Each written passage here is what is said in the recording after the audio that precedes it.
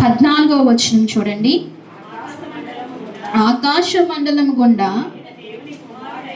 వెళ్ళిన దేవుని కుమారుడైన యేసు అని గొప్ప ప్రధాన యాజకుడు మనకు ఉన్నాడు గనుక మనం ఒప్పుకున్న దాన్ని గట్టిగా చేపట్టదము. చాలండి. ఇక్కడ చూడండి, ఆకాశ మండలం గుండా వెళ్ళిన దేవుని కుమారుడైన యేసు అని గొప్ప ప్రధాన యాజకుడు. ఈయన ఎవరండి? ఈయన ఎవరు? గొప్ప ప్రధాన యాజకుడు. ఈయన గొప్ప ప్రధాన యాజకుడు. ఆకాశ మండలము గుండా వెలుచున్న గొప్ప ప్రధాన యాజకుడుని మనకున్నాడని తెలిసి మనకున్నాడని గనుక మనం ఒప్పుకున్న దాన్ని గట్టిగా చేపట్టదము. మనం ఒప్పుకున్న దాన్ని ఏం చేయాలి? ఎలా చేపట్టాలంట? గట్టిగా చేపట్టాలంట. ఎలా చేపట్టకూడదు? లూజ్గా ఏదైతే అది అవుతుందిలే, భక్తి చేస్తే చేసేంలే, దేవుడు ఉంటే ఉన్నాళ్లే, దేవుని ప్రార్థిస్తే ప్రార్థించాలని లూజ్గా ఉండకూడదు. దేవుని ఏం చేయాలి? గట్టిగా పట్టుకోవాలి. ఎందుకంటే ఆయన ఆకాశ మండలం గుండా గొప్ప ప్రధాన యాజకుడు. మన ప్రధాన యాజకుడు మన బలహీనతల యందు మనతో సమానుభావము లేనివాడు కాడు గాని. అబ్బా, ఈ మాట ఎంత గొప్పదో చూడండి. ఏ విషయంలోనంటండి? ఏ విషయంలోనంట? మనతో బలహీన విషయంలో సమానుభావము లేనివాడు కాడంట. అంటే మనకి ఏమైతే ఉన్నాయో అన్నీ కూడా ఆయనకు ఉన్నాయి. ఆయన దైవ కుమారుడని మనం అంటున్నాం, కానీ ఇప్పుడు ఆయన దైవత్వాన్ని అంతా అక్కడ విడిచిపెట్టేసి ఎలా వచ్చారంట? సామాన్యంగా మానవుడి కంటే ఇంకా దీన దశలోని ఆయన వచ్చారంట. ఇప్పుడు మీకు ఆకలి ఉందా లేదా? కరెక్ట్గా ఆకలి ఉంది ఇప్పుడు కడుపులో. మనకు ఆకలి ఉందా లేదా? ఆయనకు కూడా ఏముంది? ఆకలి ఉంది కదా. మనకి నిద్ర ఉందా లేదా? ఆయనకు కూడా నిద్ర ఉంది. నిద్రని ఏం చేశాడు ఆయన? జయించాడు. ఆకలిని ఏం చేశాడు ఆయన? మనం ఆకలిని జయించగలమా అండి? ఆ టైంకి ఏదో ఒకటి మన కడుపులో జయించు. నిద్రను జయించగలుగుతారా? నిద్రను జయించు. ఆయన నిద్రను జయించాడు. ఆయన పాపమును జయించాడు. మనం జయించగలమా? అసలు ఏ పాపము చేయలేదండి అని అనడానికి ఎవరైనా సరిపోతారా? నీ ఊహ తప్పు, నీ ఆలోచన తప్పు, నువ్వు నడిచే విధానం తప్పు, నువ్వు మాట్లాడే విధానం తప్పు, సమస్తమును తప్పే. మనం పాపాన్ని జయించలేం. ప్రతిదీ మనకైతే ఏమున్నాయో అన్ని బలహీనతలు ఆయనకు కూడా ఉన్నాయి. అందుకే ఇక్కడ అంటున్నాడు, ఏమంటున్నాడంటే మన 15వ వచనం కానీ చదవండి అమ్మా. మన ప్రధాన యాజకుడు మన బలహీనతల యందు మనతో సహానుభావము లేనివాడు కాడు గాని. ఏమంటున్నాడండి? మన ప్రధాన యాజకుడు ఎవరండి?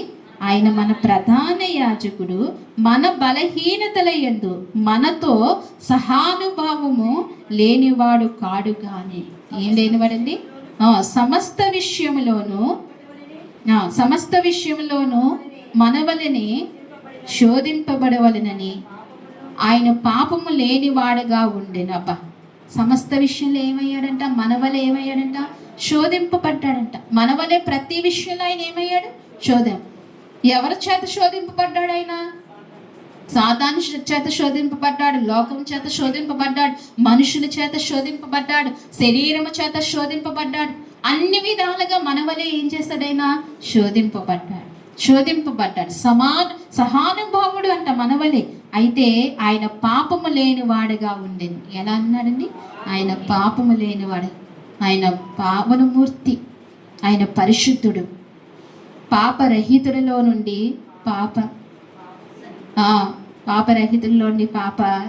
పాపపుణ్యుడు పుట్టడం, పాప సహితుడిలోని పాపరహితుడు పుట్టడం ఎలా అని దేవుని వాక్యం ఉంది కదా. ఆయన పాపులలో నుండి పాపము లేనివాడుగా ఆయన వచ్చాడు. ఎలా వచ్చాడండి? పాపుల్లో నుండి పాపము లేనివాడుగా ఆయన వచ్చాడు. అందుకే ఇక్కడ అంటున్నాడు, గనుక మనము కనికరింపబడి సమయోచితమైన సహాయం కొరకు కృప పొందినట్లు ధైర్యంతో కృపాసముల యొద్దకు చేరాలి. ఎక్కడికి చేరాలండి? అదే ఈ కృపాసముల యొద్ద.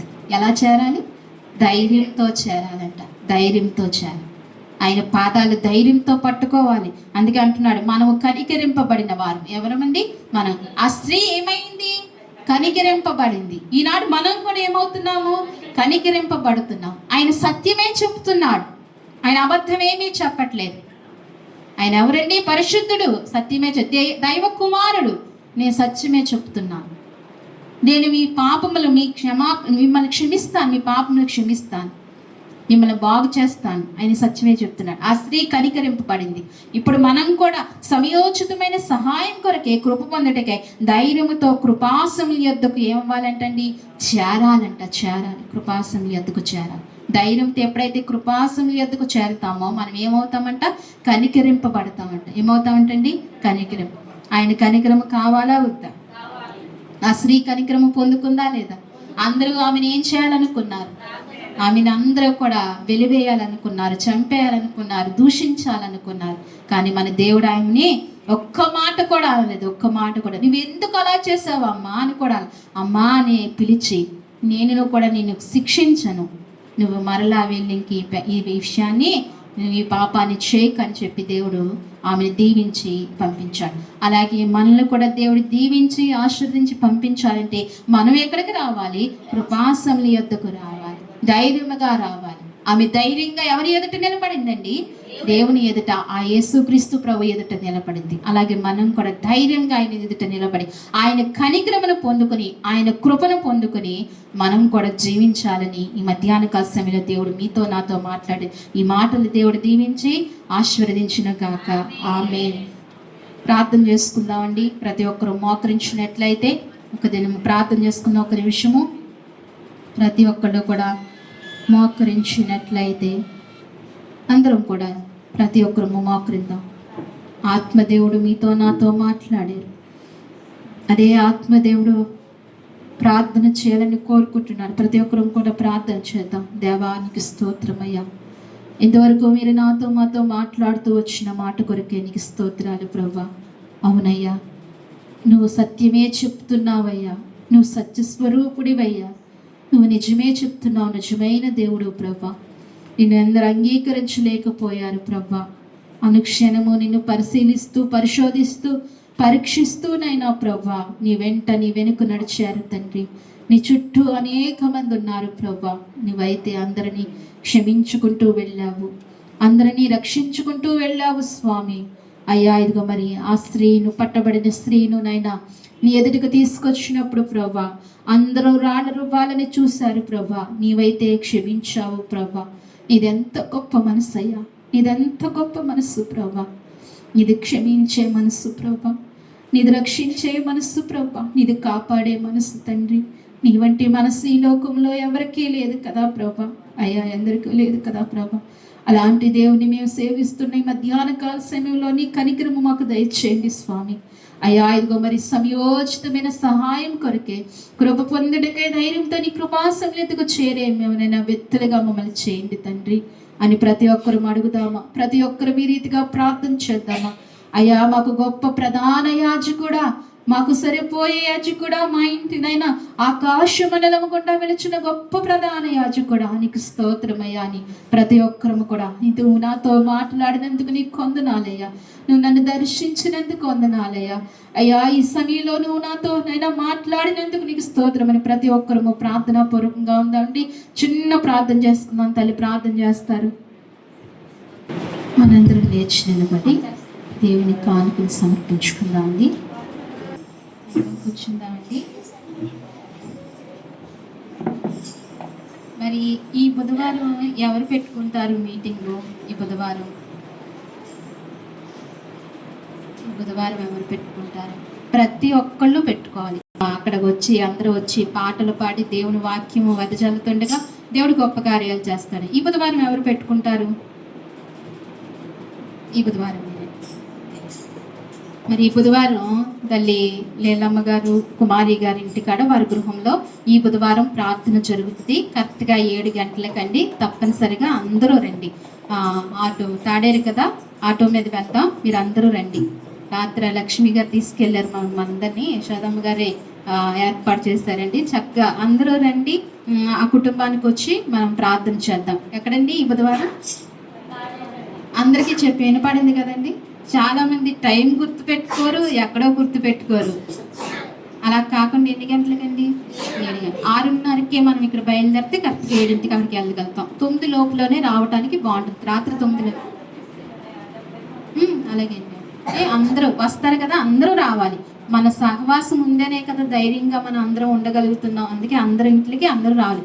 నేర్చుకున్నామండి, చాలా సంఘాలు ఉజ్జీవింపబడుతున్నాయి, ఎదరికి వెళ్తున్నారు. మనం ఇలాగ ఉండటం వల్ల ఏం ప్రయోజనం?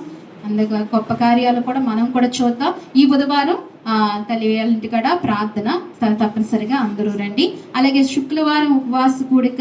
ఈ దినాలలో ఎవరు కూడా శుక్రవారం ఉపవాస కూడికలు మానద్దు. దేవుడు బలంగా గొప్ప కార్యాలు చేస్తున్నాడు, మనతో మాట్లాడుతున్నాడు. ప్రతి ఒక్కరూ కూడా శుక్రవారం ఉపవాస కూడికి రండి 12 గంటలకు. తిరిగి ఆదివారం ఆరాధన 11 గంటలకు.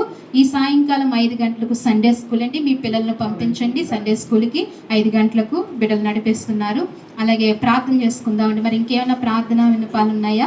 మరలా బుధవారం ఎవరు పెట్టుకుంటారో నిర్ణయించుకోండి. ఆ తర్వాత దగ్గర పడేయగలిగితే రోజు ఇడిచి రోజు ఒకళ్ళ ఇంటికాడ అలా ఏర్పాటు చేసుకుందాం. అర్థమైందా? మరలా బుధవారం కూడా సిద్ధపడండి. మీరు ప్రార్థన చేసుకోండి. ఏ దినాన్ని ప్రభు ఇస్తాడో ఆ దినాన్ని సిద్ధపడండి. మీరు చివరి ప్రార్థన చేసుకుందాం. మహాపరిశుద్ధమైన ప్రేమగల తండ్రి, మహాగణుడా, మహోన్నతుడా, మీ ఘనమైన నామానికి వందనాలు స్తోత్రాలు చెల్లిస్తున్నాము ప్రభా. గడిచిన నా ప్రభు పరిశుద్ధ దినం నుంచి నా ప్రభు పరిశుద్ధ దినం వరకు మీ సజీవమైన మీ బలిష్టమైన రెక్కల చాటున మమ్మల్ని బలపరిచి కాచి కాపాడినందుకే మీకు వందనాలు స్తోత్రాలు చెల్లిస్తున్నాము తండ్రి. అయ్యా, ఈ సమయంలో మొదటి ప్రార్థన నుండి ఈ చివరి ప్రార్థన వరకు నీ ఆత్మ సహాయాన్ని మాకు అందించి నడిపించినందుకు నీకు స్తోత్రాలు. క్రమముగాను మర్యాదగాను ప్రభువా నాయనా, అయా ఆత్మతోనూ సత్యముతోనూ ఈ ఆరాధన మీరు జరిపించినందుకే నీకు స్తోత్రాలు. వచ్చిన మేమందరము ప్రభువా నీ దైవ దీవుల్ని పొందుకుని వెళ్తున్నామయ్యా, నీకు స్తోత్రాలు. ఇంతవరకు మీరు మాతో మాట్లాడుతూ వచ్చారు స్వామి. నువ్వు మాట్లాడుతున్నావు, నేను సత్యమే చెప్పుతున్నాను. మీరు నన్ను నమ్మరని చదివిస్తున్నావు ప్రభువా. నువ్వు సత్యదేవుడు అయ్యా, నువ్వు నిజమైన దేవుడు అయ్యా, నువ్వు గొప్ప దేవుడు ప్రభా. నేను నమ్మని వారిగా ఉంటున్నాము ప్రభా. అనేక మంది నేను విశ్వసించిన వారిగా ఉన్నారు ప్రభా. ఆ పరిసరు శాస్త్ర వల్లే కాక తండ్రి, నిన్ను నమ్మి నిన్ను వెంబడించే కృపను పొందుకునే వారుగా ఉండటానికి సహాయం చేయండి ప్రభా.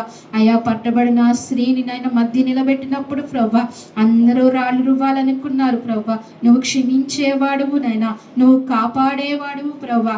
ఆ ప్రజలలోంచి తనను మీరు కాపాడారు ప్రభా. అంతేకాదు మీరు క్షమించారు ప్రభా. దేవా, నువ్వెంత దయగలిగిన దేవుడు అయ్యా, నువ్వెంత కరుణ కలిగిన దేవుడు స్వామి, నీకు స్తోత్రాలు ప్రభా. ఇలాంటి గొప్ప దేవుడు మాకున్నాడు.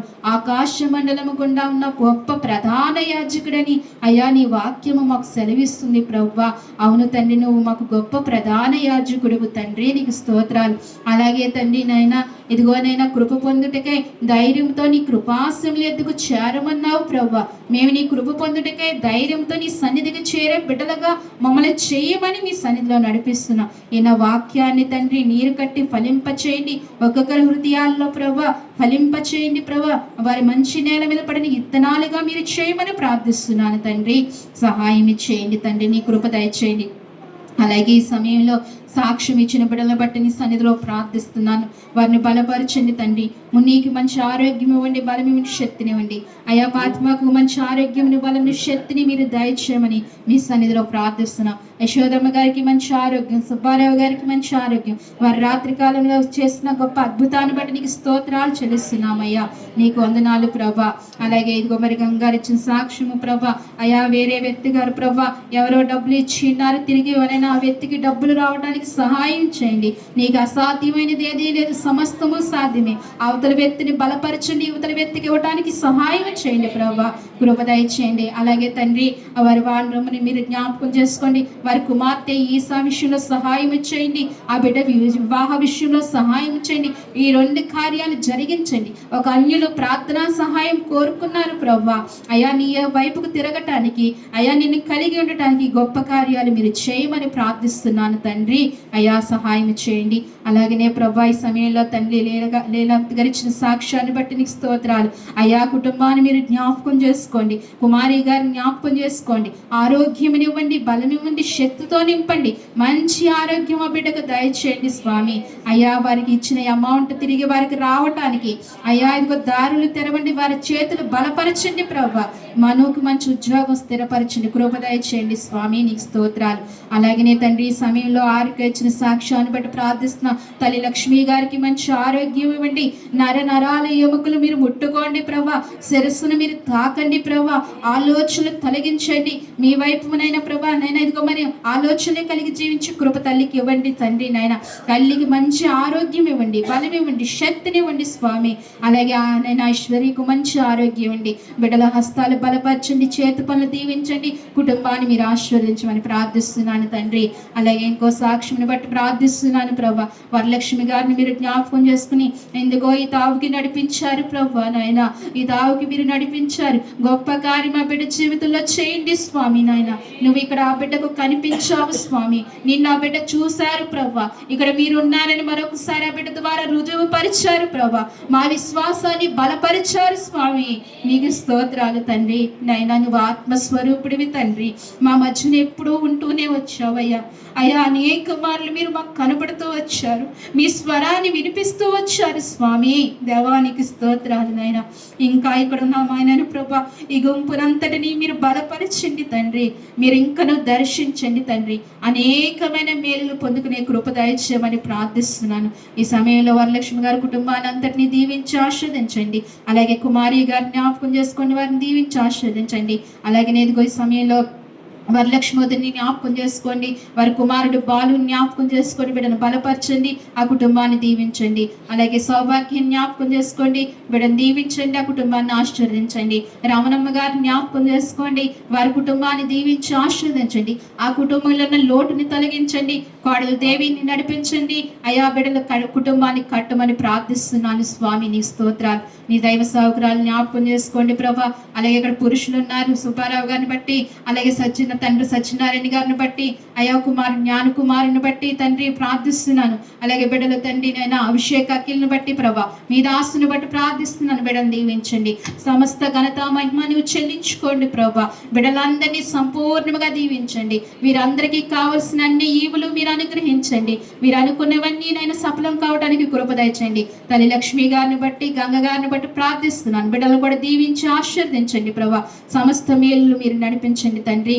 అలాగే నేను ఇంకా రాలేని బిడ్డల్ని మరొక తరుణాన్ని వారికి దయచేయండి, నీ తావుకి నడిపించండి ప్రభా. ఈ చుట్టుపక్కల ప్రాంతాన్ని బిడ్డలు జ్ఞాపకం చేసుకొని దీవించండి. ప్రార్థనా సహాయం కోరుకున్న బిడ్డలందరినీ మీరు జ్ఞాపకం చేసుకోమని ప్రార్థిస్తున్నాను తండ్రి.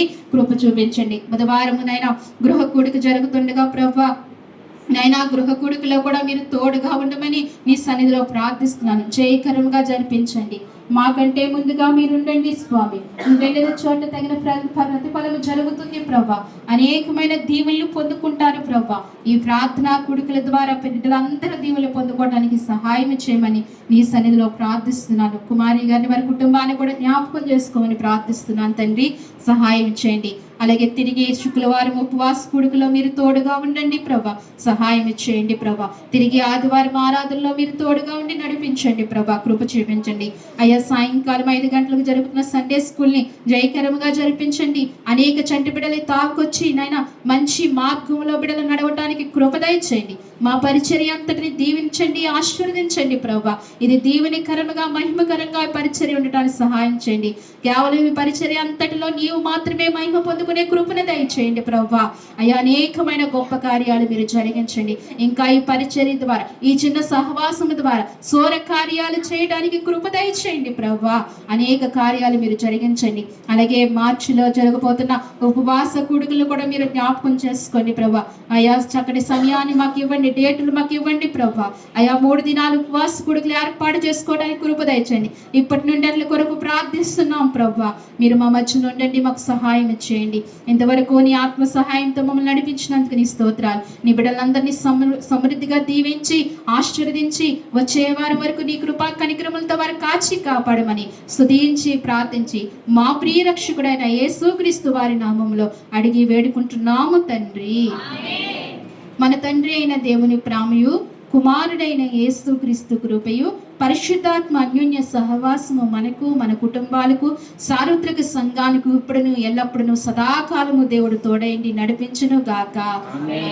యేసు రక్తమే ప్రవేశ రక్తము సంపూర్ణమైన విజయము కలుగును గాక. ఆమేన్, ఆమేన్, ఆమేన్.